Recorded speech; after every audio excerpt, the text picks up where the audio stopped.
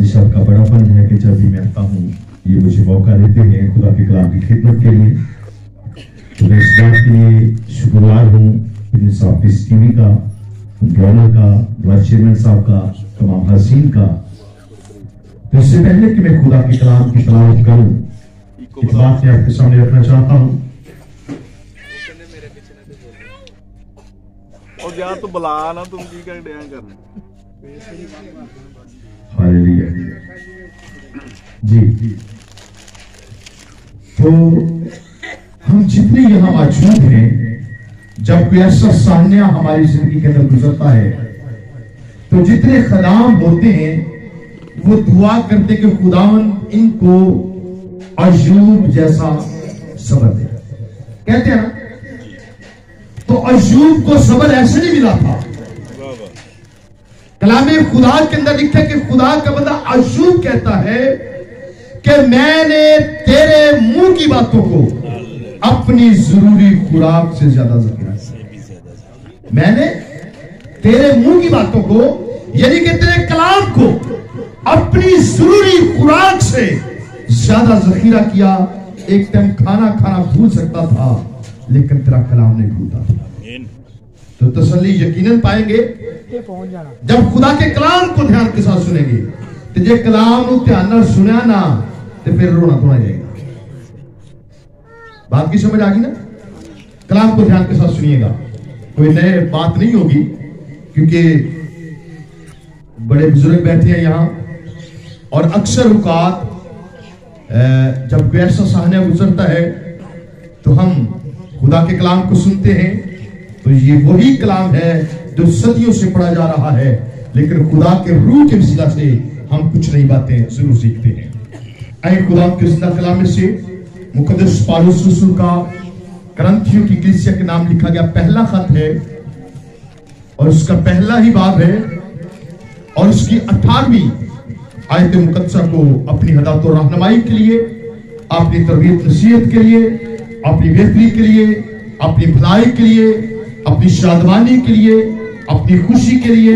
अपनी बरकत के लिए सुनिएगा। कलामे खुदा के अंदर यूं लिखा है, क्योंकि सलीब का पैगाम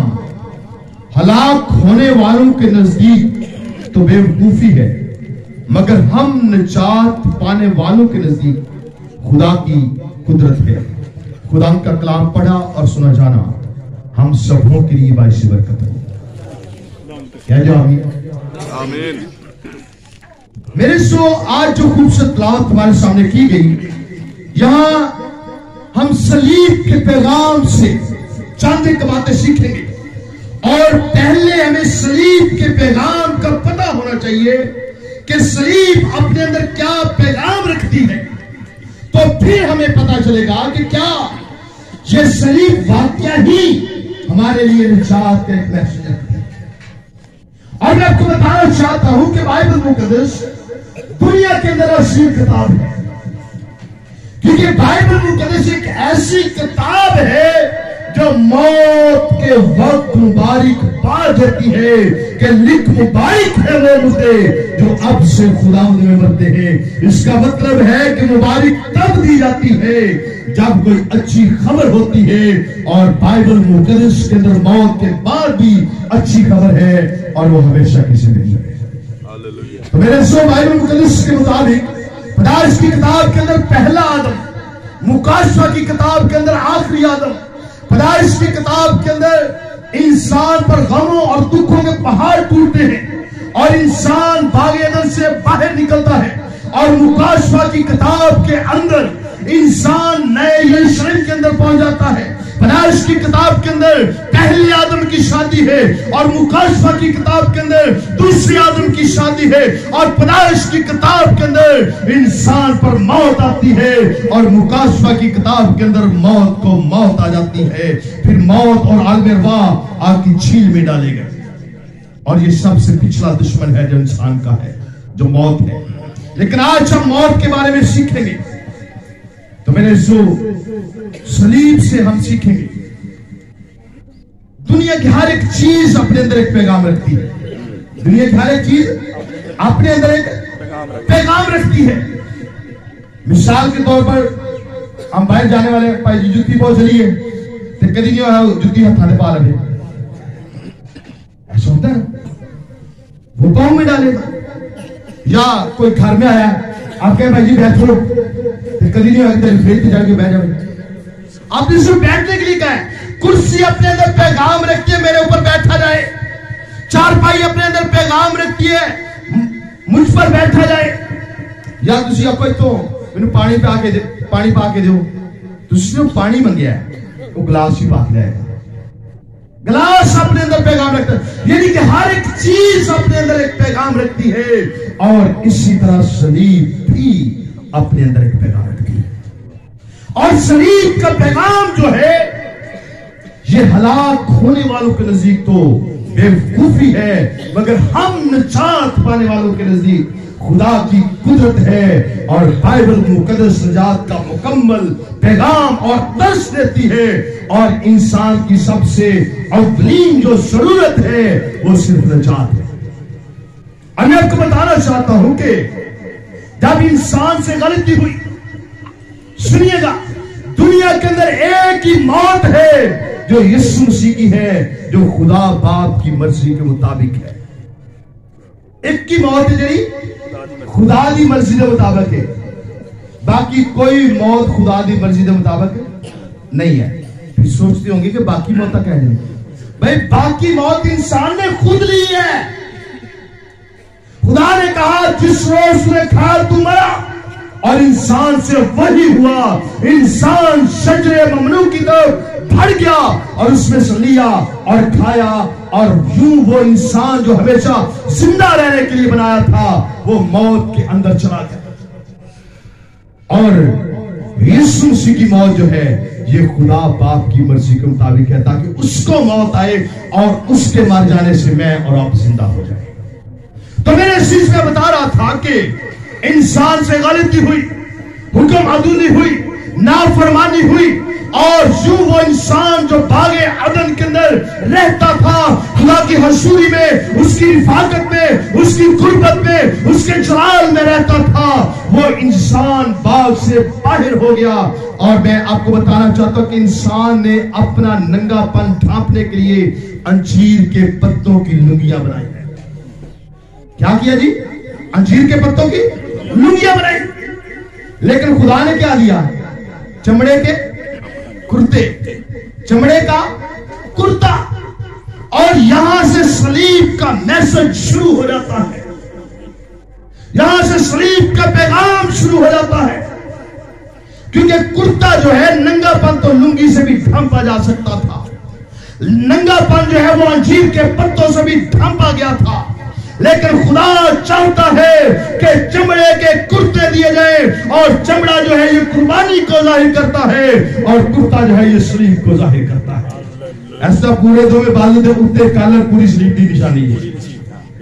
اور خدا نے کہا کہ تیرا ننگا پن ڈھانپا جا سکتا ہے تو پھر سے بحال ہو سکتا ہے پھر وہ رفاقت بحال ہو سکتی ہے پھر تو ہمیشہ کی زندگی میں داخل ہو سکتا ہے لیکن اس کام کے لیے قربانی بذریعہ صلیب ہوگی کوئی ہوگا جو صلیب پر قربان ہوگا اور اس کی قربانی کے سبب سے تو پھر سے بحال کیا جائے گا